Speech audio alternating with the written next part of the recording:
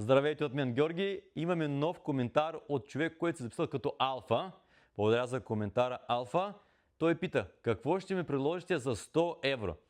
Баш за 100 евро нямам, но имам за 109 евро, т.е. за 9 евро отгоре. 109 евро, това е детектор на марката MyLab, модела MyLab Intrepid.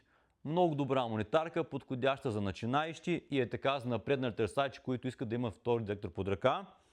Разделя металите на желязо и цвят.